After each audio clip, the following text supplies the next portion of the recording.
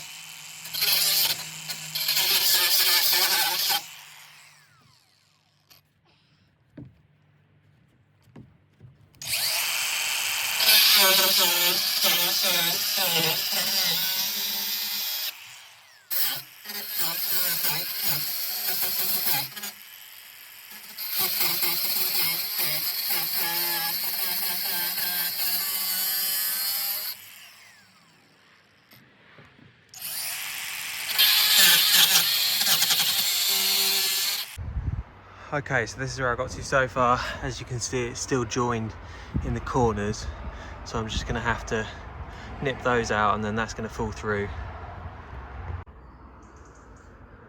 And there's the hole. Okay, so now we've got a nice hole in the roof. I've got my butyl tape here, so we're going to head upstairs. As you can see, it's nice and clear all the way around the edges, and we've got the inner flange inside. If you see what I mean, I'm talking about this bit here. It's inside the metalwork.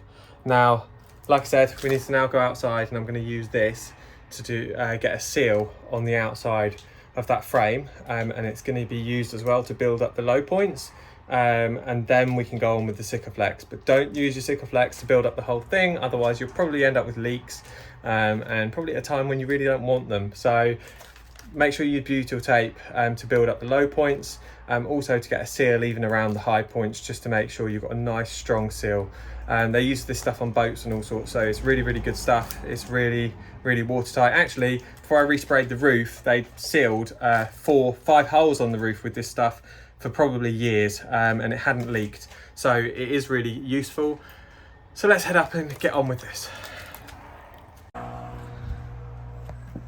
So what we're going to want to do is use the butyl tape. These strands are a bit of a pain. They've got a low point and a low point, so you've got to build that one up a little bit first to make that one level to this one. Then once that's level, we can join across here until we're level to this one, and then we're going to put one strip across the top. Now this tape that I've bought is actually quite wide, and if we lay that on top of the frame, it's about the width of the frame, which I'm not overly happy with, because I would have liked it to be a little bit inside. I don't like this butyl tape sticking out past the outside of the frame because it looks like a mess. So I might have to use a knife afterwards and gently kind of clean up the outside just to make it a little bit smaller, and then we'll finish the outside edge with a bit of Sikaflex. Okay, so here is the butyl tape. As you can see, I built out there, and then what I've done is I've left one main strip on top, which seals it off. So that's got a sticky piece on top, and that's protecting it now from the weather, or any nasty bits of debris sticking to it. So I've just peeled these two off. As you can see, I've built them up to this level here. I'll get one strip going from here all the way across to that corner now to seal it off, and then we'll get one final one around the edges. Once that's done, I can then clear out the insulation from the inside, get the frame underneath, then I can screw the MaxxAir Fan surround in, and then I'll mastic around it so we get a nice clean seal.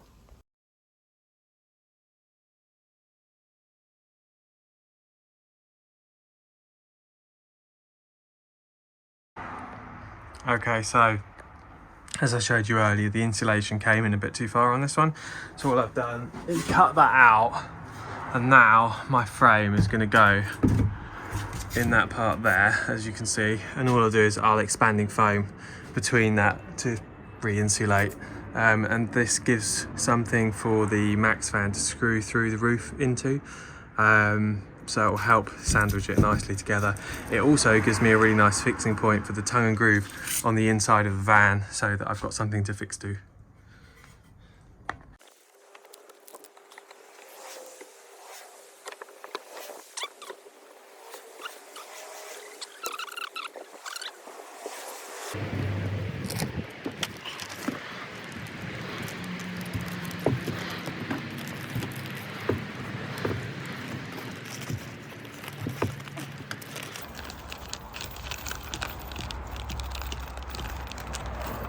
Now with these screws, it's important to check which ones. You've got white screws in there, which are countersunk heads. They are for your plastic surround inside the van, not outside the van, so save those for inside. You've got these stainless steel screws. They're what you're going to use on the outside of the frame here going through the roof. So I'm going to get these in now. which should go through to the wooden frame. Before I do that, I'm going to pilot hole through the plastic and through the roof with I think it's a 1.5mm or 2.5mm drill bit, just to give me a pilot hole. First I'll go front and back.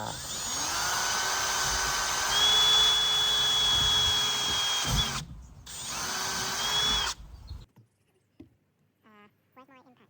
I've got the frame, it's on the floor. It's on the floor now, I think. Yeah.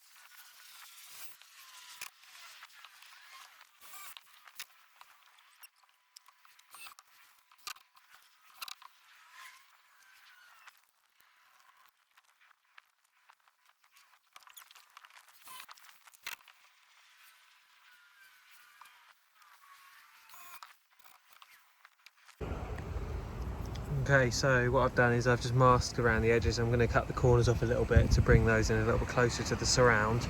That's going to act as a little bit of a barrier just to stop the mastic itself gunging everything up. So like I said, I'll just get a bit on these corners here, and then I'll go around with the mastic. We'll take that off and then we'll use some water, spray it with a glove on, and we'll just smooth it off around the edges.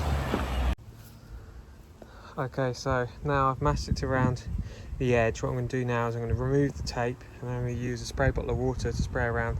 I'll just go around with a clean latex glove and I'll just smooth it off. Hopefully that'll give me a nice clean finish.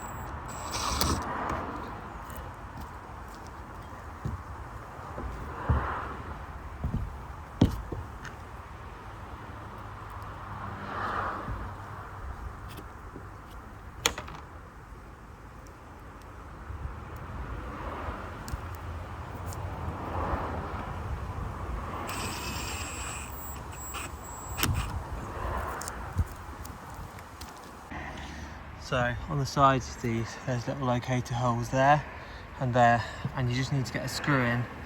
They don't always line up very well though, so you have to apply a little bit of pressure to the hood itself, which I'm always a bit skeptical about because I don't want to break any of the mechanism inside, and unfortunately my finger just caught it there. So I'm just going to have to go inside, lower the fan a little bit, because I want to lower the amount of pressure I've got put on that mechanism. So I'm going to lower it down so we can get a bit more force at the back there to try and get the other two locator screws in. Well, whatever stops it. Right, about there, stop. No, go back up again.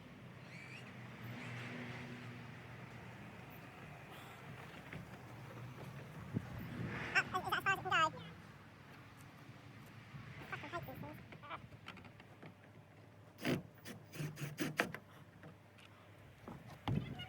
No, I don't think so.